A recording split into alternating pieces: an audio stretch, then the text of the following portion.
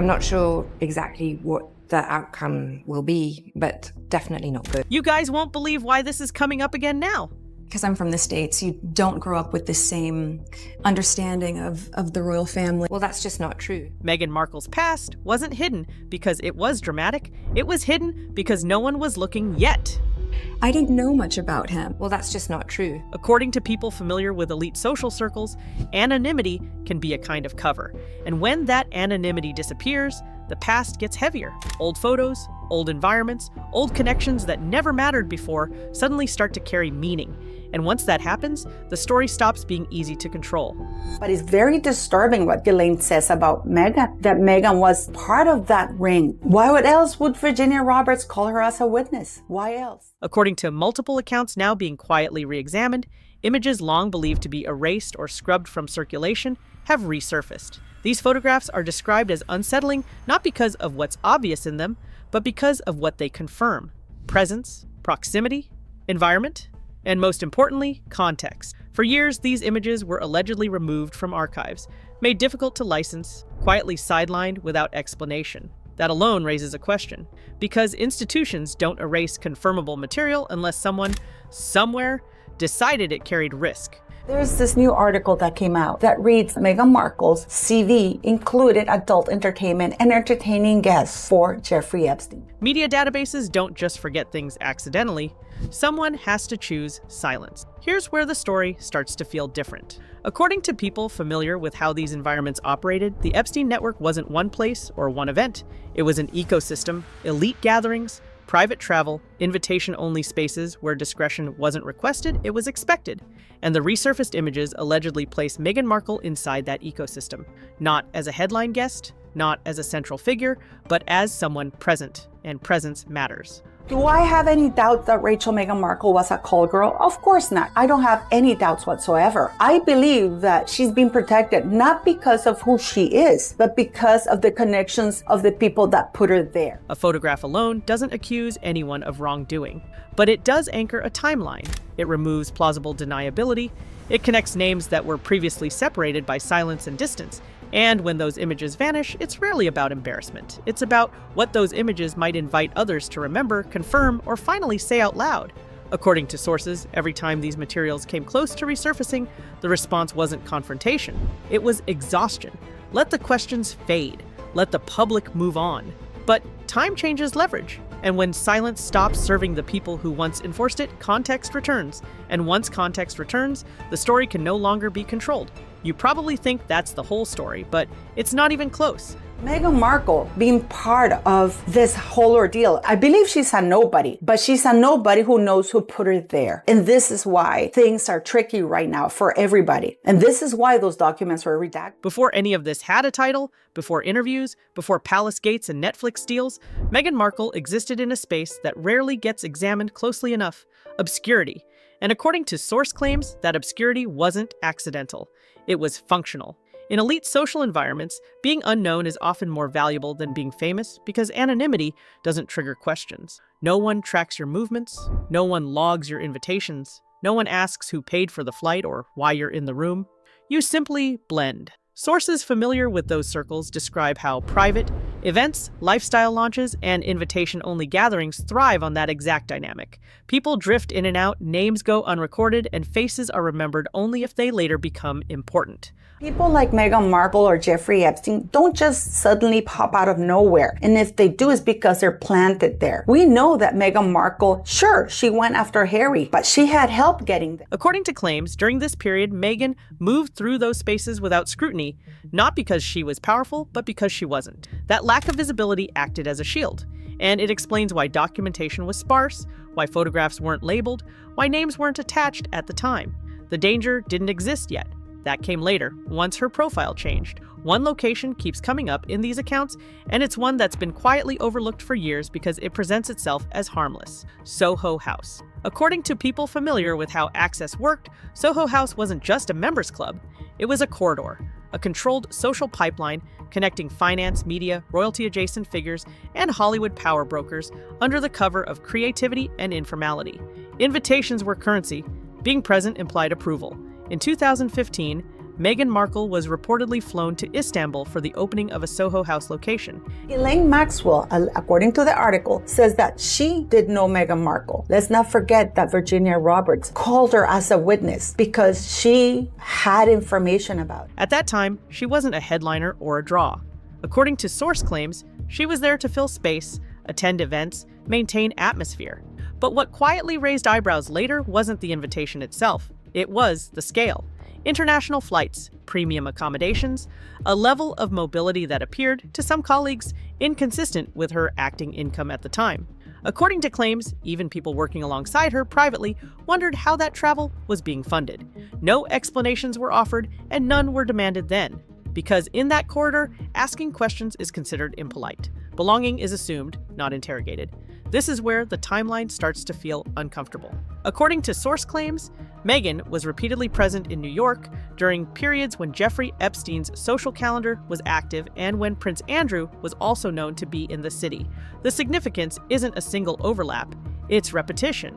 Being in the same environment once can be coincidence. Being present across multiple intersections suggests familiarity, comfort, acceptance. But going back to Meghan Markle, apparently she went by the name Flower. That was her character name because for some reason she wants to portray herself as this demure person. This woman who has, I want to put it kindly and nicely, has been around the block so many times. There's already like a trend. These were not public events. There were no press lines, no red carpets, no official guest lists. They were governed by discretion. And in environments later exposed as abusive, discretion becomes part of the architecture. That's why proximity matters. Not because it proves wrongdoing, but because it establishes opportunity. Who was in the room? Who could see? Who could hear? Who could know? And according to people familiar with how these spaces operated, opportunity is the first question every serious inquiry asks. Remember this detail because once proximity is established, silence starts to look less like coincidence and more like strategy. This is usually the moment where people push back and say, okay, but coincidence happens, social circles overlap, cities are small at the top, and that would be fair if this pattern only appeared once. But according to source claims now being re-examined, similar trajectories have appeared before, and not just once. Press is trying to pave the way back for Meghan Markle, almost like Fergie, to come back. But Ghislaine revelations put Meghan in a very, very bad light. Because if it is all true, Meghan Markle is way worse than we thought. Quiet entry into elite social environments. Early involvement in modeling, party, or lifestyle circuits. Proximity to powerful figures long before public recognition, and then eventually marriage into royalty, where past associations are softened, reframed, or quietly forgotten. Two cases are often cited by people familiar with these networks. One involves Sofia of Sweden, whose early modeling years reportedly intersected with Epstein-connected social environments as far back as 2005, long before she became royal. Another involves Mette-Marit of Norway, who publicly apologized in 2019 for maintaining a friendship with Jeffrey Epstein, acknowledging poor judgment once her role as crown princess placed those associations under scrutiny. They are protecting who put Meghan there, who is behind Meghan's sudden rise or being able to infiltrate the royal family so quickly, to infiltrate that circle of people, because it's really hard to break into the royal family. You have to know somebody who knows somebody who knows somebody. And yes, I do know that she was aware of people and she had some friends, but how did she get there? And it all leads back to Soho House and Ron Burkle. The point here is not moral judgment, it's pattern recognition. According to people who studied Epstein's methods, placement was never random. Individuals weren't just invited, they were positioned, introduced, integrated, and once status was achieved, institutions absorbed the past to preserve stability. When viewed through that lens, the resurfaced images involving Meghan Markle stop looking isolated and start looking contextual. According to source claims, Epstein didn't operate in chaos. He operated through predictability, familiar faces, repeated environments, trusted intermediaries. The same locations appeared again and again. The same social corridors funneled people upward. And once you understand that structure, the silence around certain names begins to make sense. Because elevation comes with protection. Royal households don't just manage present behavior, they manage risk. And nothing creates risk like unresolved past associations suddenly being viewed through a different lens. According to people close to these systems, the priority is never exposure, it's containment. That's why certain stories disappear instead of being challenged, why questions aren't answered, only outlasted, why documentation fades quietly rather than being publicly denied. If that sounds strategic, that's because it is, and it only works as long as everyone involved benefits from maintaining it. Here's where the timeline starts tightening. According to source claims, February 2016 appears in two narratives that were never meant to overlap. Publicly, this is the period Meghan Markle later described as the beginning of her relationship with Prince Harry. Privately, sources allege the same window aligns with what were known as Yacht Weeks. These were not vacations in the casual sense. They were floating social spaces designed for privacy, selective access, and discretion. Phones were discouraged, press was absent. Names rarely appeared in records. According to claims, Meghan participated in one such yacht week during this exact time frame. The significance isn't accusation, it's overlap. When two origin stories share the same moment in time, questions naturally arise. Not because anyone demands answers, but because timelines don't bend easily once they're fixed. And in stories involving power, timing is rarely accidental. This is where the narrative stops feeling flexible and starts feeling boxed in. Up until this point, everything lives in social space. Associations, timelines, quiet overlaps that can be dismissed individually if you want to work hard enough. But according to source claims, this is where the story crossed into territory that made people genuinely nervous, because once legal frameworks get involved, speculation stops being the point. Presence starts to matter in a different way.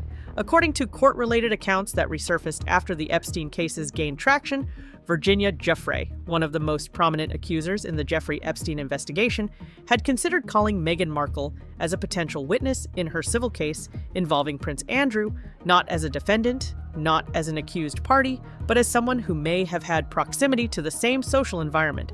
That distinction matters. Witnesses aren't accused of wrongdoing. They are positioned as people who may have seen, heard, or understood what was happening around them. And in legal terms, proximity is evidence of opportunity, not guilt. But opportunity is enough to trigger serious attention behind closed doors. According to people familiar with that legal strategy, 3 factors reportedly made her name relevant at the time. First, she resided in the United States, which made jurisdiction simpler. Second, she was described as having been socially close to Prince Andrew during a specific period. And third, she was believed to have been present in environments tied to Jeffrey Epstein's broader network. Ultimately, she was never called to testify. The reasons were never publicly explained. But according to source claims, the mere fact that her name entered legal consideration at all quietly shifted how certain institutions viewed risk. Because once a name appears on a potential witness list, the question becomes less about innocence and more about exposure. What could be asked? What might be remembered? What might be confirmed under oath? And that's often when containment strategies quietly activate. Around the same time, something else began happening that didn't draw headlines, but did raise eyebrows among people who track media archives. According to multiple source claims, photographs involving Meghan Markle that were once accessible through major licensing platforms became difficult to find or quietly restricted. Getty Images, in particular, was cited by observers who noticed that certain images appeared to vanish without explanation. No public statements, no corrections, just absence. And absence in these systems is rarely accidental. Media archives don't erase content unless someone with influence requests it, or unless legal risk calculations change. According to people familiar with how these removals typically occur, it's often done preemptively, not because something has already become a problem, but because it might become one later. And by this point, too many timelines were starting to intersect for comfort. This is where things get strange. According to source claims, as legal consequences solidified and prison doors closed, Ghislaine Maxwell's posture reportedly shifted. Not publicly, not through press conferences, but through cooperation signals and alleged disclosures that suggested resentment toward those who walked away untouched. When alliances collapse, stories resurface. When protection fades, records reappear. And suddenly, images that were once considered manageable risks start looking like liabilities. This wasn't about proving anything. It was about preventing context from returning. Because once context returns, narratives stop being editable. Keep this in mind, because this is the point where silence stopped being passive and started looking deliberate. This is the point where the story stops circling and finally tightens. According to multiple source claims, the resurfaced photographs aren't dramatic in the way people expect scandals to be. There's no obvious crime frozen in time, no shocking behavior at first glance, And that's exactly why they matter, because what makes these images unsettling isn't what they show, it's what they confirm.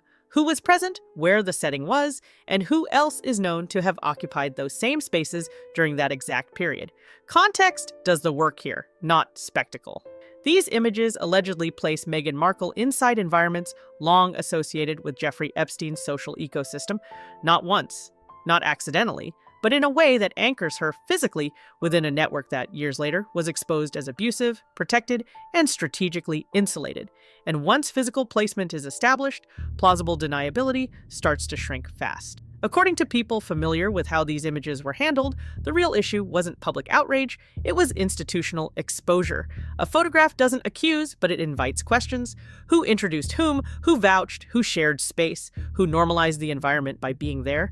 And normalization is everything in systems built on silence. Sources allege that for years, efforts were made to downplay, redirect, or quietly remove these images whenever they surfaced. Not through loud denials, but through attrition. Make them hard to find. Remove licensing paths. Let time erode relevance. Let newer narratives overwrite older ones. That strategy works until leverage changes. And according to source claims, leverage changed the moment Maxwell no longer benefited from protecting anyone else's narrative. Because silence is transactional. When the transaction ends, so does the silence. What's important to understand here is that no one needed these images to explode publicly to create consequences.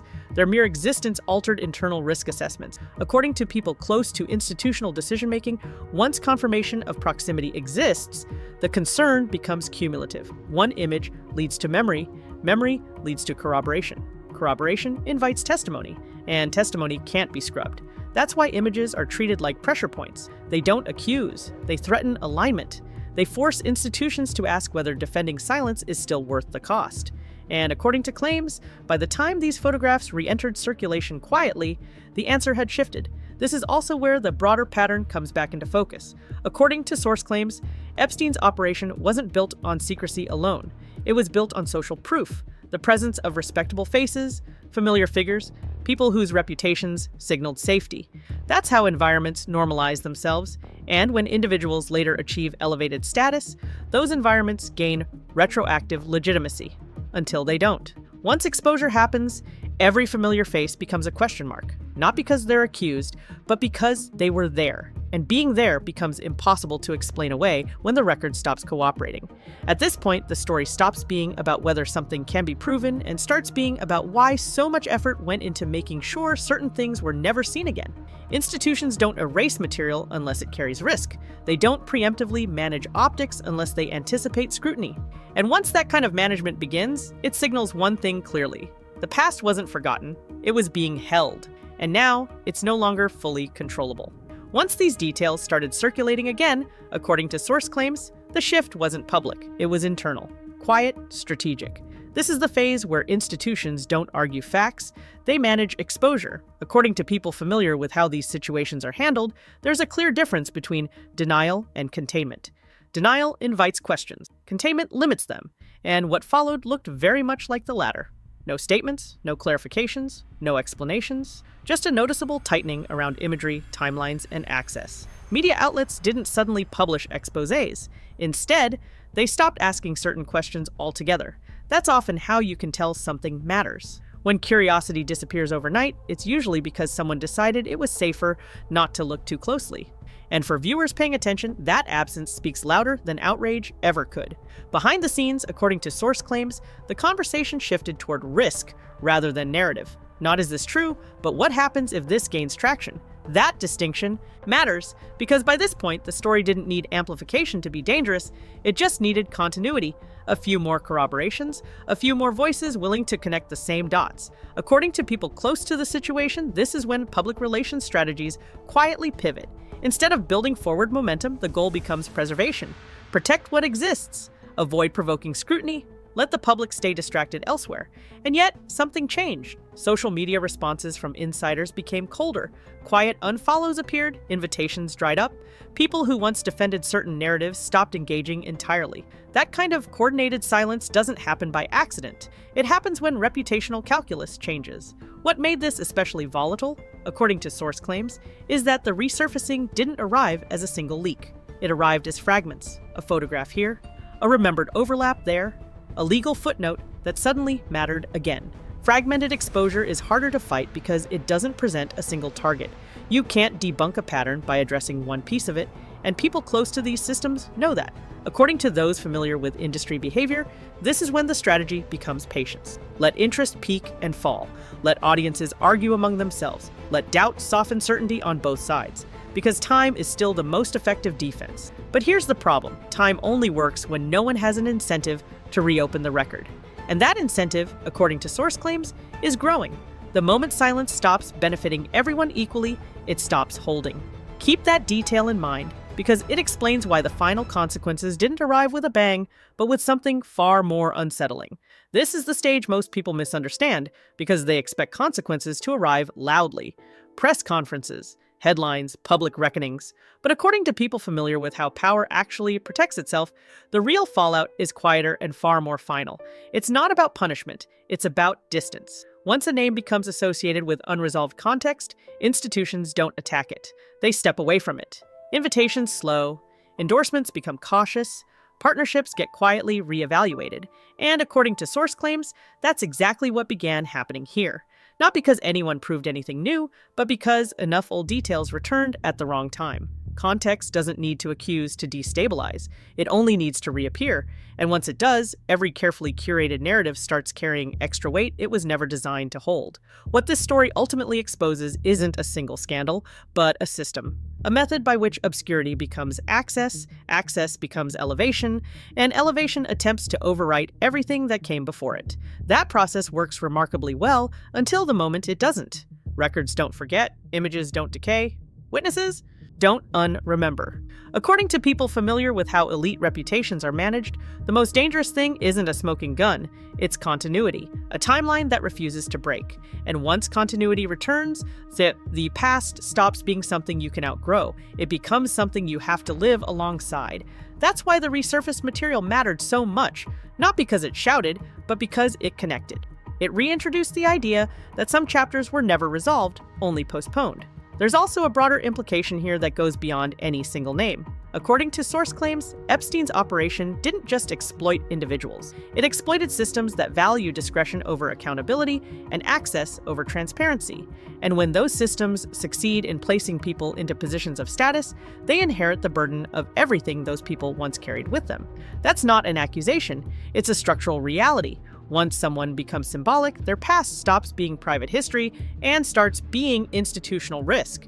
That's why so much effort goes into editing the record. And that's why the moment the record stops cooperating, control evaporates. Not instantly, but irreversibly. This is where the story actually ends, not with certainty, but with permanence. The resurfacing of these images doesn't close the book. It ensures it can't be rewritten again.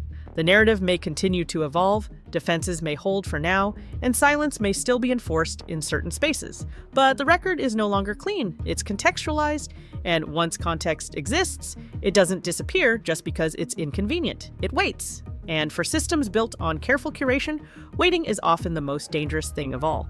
Because once something becomes unavoidable, it doesn't need to be proven again. It only needs to be remembered.